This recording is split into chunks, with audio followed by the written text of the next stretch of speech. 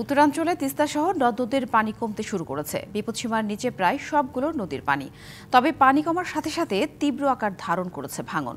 কুড়িগ্রামে তিস্তা, ধরলা, দুধকুমার, ব্রহ্মপুত্র সহ সবকটি নদ-নদীর পানি কমছে। তবে স্বস্তিতে নেই বানভাসীরা।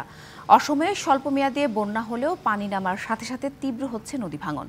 সবচেয়ে বেশি ভাঙন দেখা দিয়েছে ধরলা ও তিস্তায়। রাজারহাট উপজেলার ঘড়িয়ালডাঙ্গা ইউনিয়নে প্রায় 10টিরও বেশি বাড়ি বিলীন হয়েছে।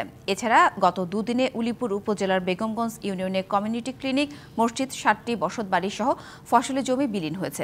হুমকিতে রয়েছে অন্তত শখানেক স্থাপনা। প্রায় একই পরিস্থিতি লালমনিরহাটেও। তিস্তা সহ অন্যান্য নদীর পানি কমলেও ভোগান্তি কমেনি দুর্গতদের। কোথাও কোথাও পানিবন্দী মানুষের হাহাকার, আবার কোথাও ভাঙন আতঙ্কে দিন কাটছে নদী পাড়ের মানুষের। 5 থেকে 7টা বাড়ি ছিল, 2-3 দিনে প্রায় 5-7টা ভেঙে গেছে।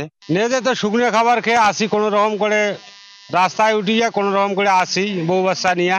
গরু ছাগল যা আছে আস্তে তুলছি ব্যাগগুলো। বিলীন হয়ে গেল সয় সম্পদ।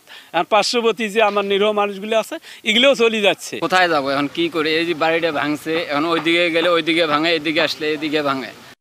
তিস্তার পানি কমলেও কমেনি ভোগান্তি। এ নিয়ে আরও জানাতে লালমনিরহাট থেকে সরাসরি যুক্ত হচ্ছেন সহকর্মী সুফিয়ান আল হাসান।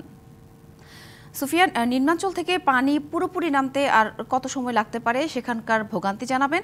আর প্রতিবার আমরা যেটা দেখি যে পানি কমার সাথে সাথে নদী ভাঙন দেখা যায়, এবার মোকাবেলায় কি ধরনের উদ্যোগ নিয়েছে প্রশাসন? আমি রয়েছি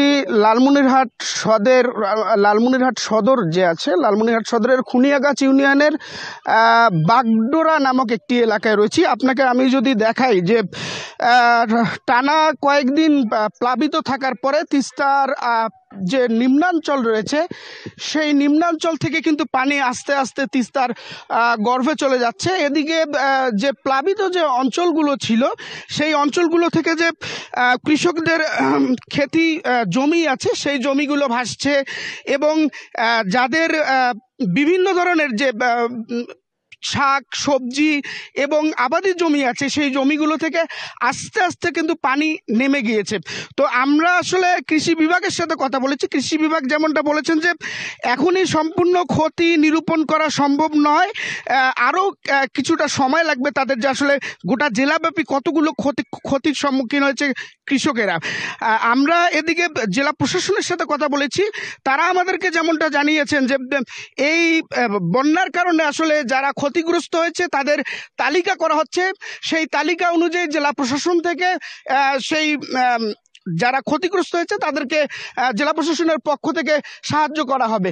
এদিকে আমরা শুনছি যে ঢাকা থেকে বেশ কিছু যে সংস্থাগুলো আছে, সমাজসেবামূলক সংস্থা, তারা কিন্তু তিস্তার উদ্দেশ্যে আসছেন এবং মানুষের খোঁজ খবর নিচ্ছেন, আসলে তারা কতটা ক্ষতির সম্মুখীন হয়েছেন, তারা আসলে ক্ষতি যে হয়েছে সেই ক্ষতিগুলো কতটুকু হয়েছে সেটাই জেনে তাদের আসলে ব্যবস্থা নেওয়া হবে বলে এই সমাজসেবী সংস্থাগুলো আমাদেরকে জানিয়েছেন। তো এখন পর্যন্ত আসলে বলা যাচ্ছে না যে জেলায় কত হেক্টর জমি আসলে ক্ষতির সম্মুখীন হয়েছে, এটি জানতে আসলে একটু সময় লাগবে। আর যদি নদী ভাঙনের কথা বলি, সেটি হচ্ছে যে পানির চাপ এখনও কিন্তু রয়েছে নদীতে। এই পানির চাপ আরেকটু কমার পরেই কিন্তু তীব্র ভাঙনের সম্মুখীন হতে পারে এই তিস্তা পারবাসী। তখন আমরা আসলে বুঝতে পারবো যে আসলে এই নদী থেকে যে আশঙ্কা থেকে যে নদী ভাঙনে তাদের যে ক্ষতিগ্রস্ত বাসিন্দারা রয়েছেন তাদের সে আশঙ্কা রয়ে গেছে। ধন্যবাদ সুফিয়ান।